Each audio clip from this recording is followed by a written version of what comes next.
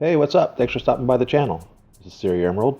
This video will be an unboxing of the Hot Toys Iron Man Mark 1 2.0 901730. This is the MMS 168 Iron Man Mark 1 heritage figure. Let's get it out of the box. So when this figure came out, it was the re-release of the Iron Man Mark 1, and they made some improvements to it. And both figures are grail pieces to try to get a hold of. So on the outside of the box, we see literally it's the suit itself with cutouts that you can peer into the second layer box. And on the back we have the choking hazard and everything, but it says Iron Man Mark 1 2.0 Collector's Edition MMS 168. And this is a sleeve, so it just slides right off.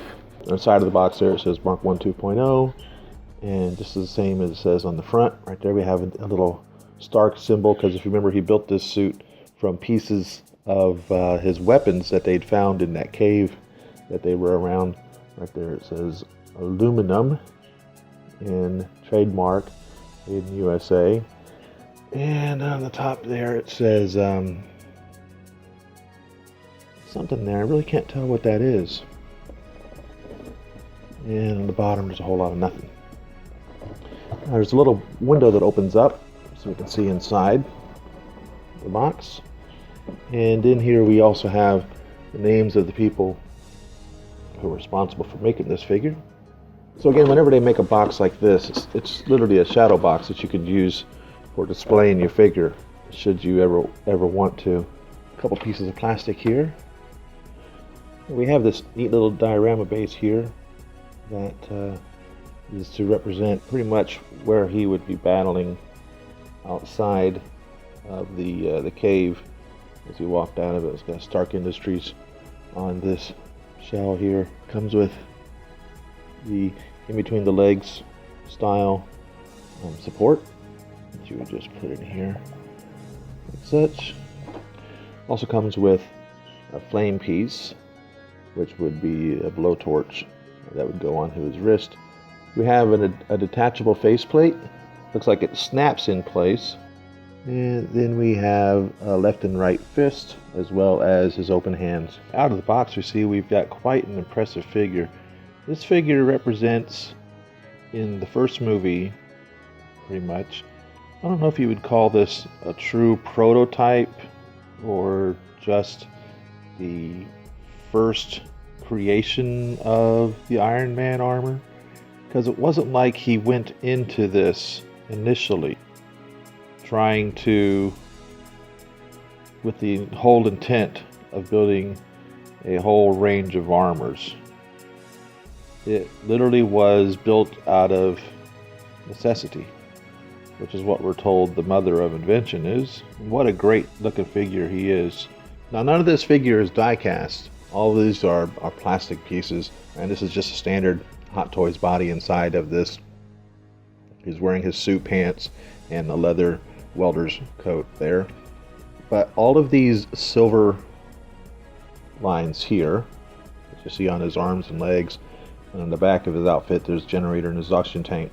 These are all little metal springs which add to the realism of it. So it's pretty cool.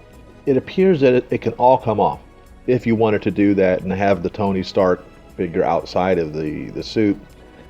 Do I recommend that? No, I don't.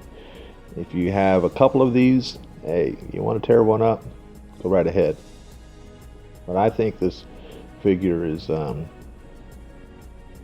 really only complete with all of everything in there. Now his little face mask just snaps right onto the top here. I'll show you where that goes. If you look right here, you can see there's a little area where this suit, this helmet just snaps right in, and you just kind of just snap it in there.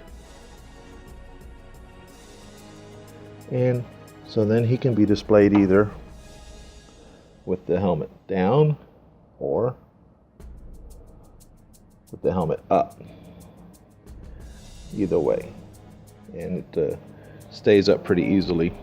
Now looking at him here, I can see his eyes really well, but I don't believe that the camera is grabbing his eyes So I'll just shine him up there so you can see it a little better. So his eyes are right there where they should be in the helmet.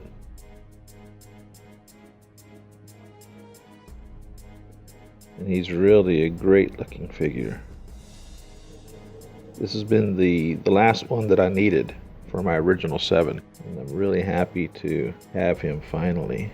The amount of detail that went into this piece is greatly appreciated by me.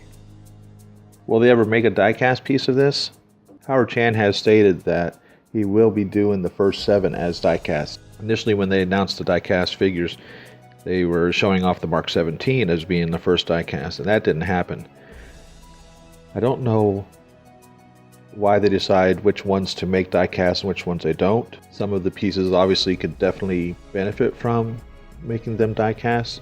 This piece, however, it would be cool to be diecast. It's still just a Hot Toys figure inside of the suit. It's literally what it is. It's a suit of armor on a being. And if this were diecast, it would be diecast only for the novelty of it being diecast, only for the fact that all the pieces would truly be an Iron Man. If they were to make it diecast for any other reason, for instance, some of the pieces are made diecast because of the knee joints need to be stronger, or the elbow joints need to be stronger, like the Mark 7 that's a failure in the elbows, and the Mark 5 it's a failure in the knees. They would do these things to make a better figure for us. This figure, it's just a plastic body in here which works, and the pieces being diecast on it would just be a novelty of the pieces being diecast on it. Do I think that would be cool? Yeah, that'd be cool. Do I think it's necessary? I don't know if it's necessary, but it would definitely be cool. Now, the articulations on this piece are, as you can imagine, any figure being able to move about. So his elbows bend, his arms bend, but he's limited. I mean, he's really limited a lot.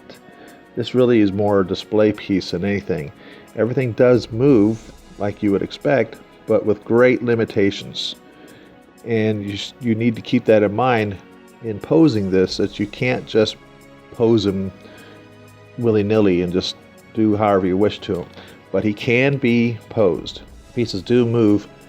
You just need to be careful when you're doing this, because he really is a display piece.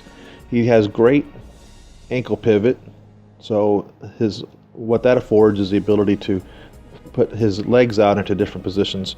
You can really move his feet around greatly. There's no toe pivot because it's just one piece of, iron, if you will, or metal or aluminum or steel, whatever these are fabricated out of. So the toes don't move there, but you really have a great movement of the foot, which is going to afford you the opportunity to pose him a lot. These little pieces here, they move as well, and you have lots of them that move about on here, which will afford you the opportunity to put him into different poses in that regards.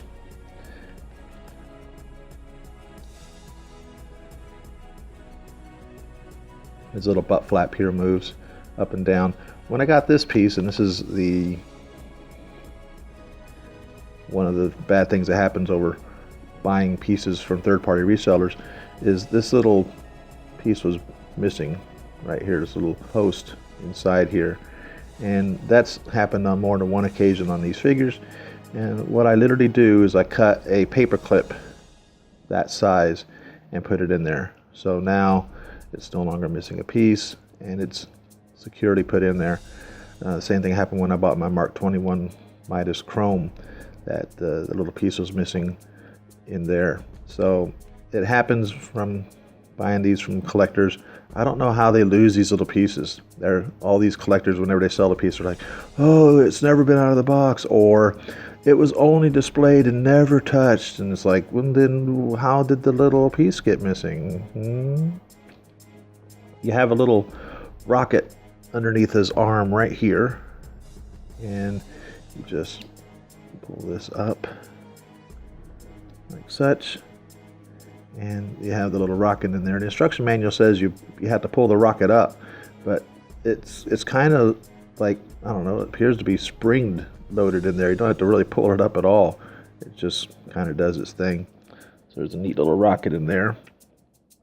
And you have these pieces here that slide in and out, which would be for the flamethrower effect. And it does that on both sides. It comes with interchangeable hands of the two fists that you can put on there if you want, and one flame, and the flame appears to be able to go on either side in that regards. So let's put it on this one, and what you do is you would remove the existing hand and then put the flame on, and the flame goes this manner because it comes out of the little shooter there, and then you would put on this hand.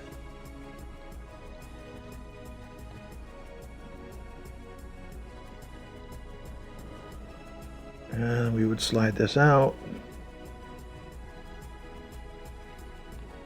for effect and butt it up to the spot, and now we have him shooting his flame.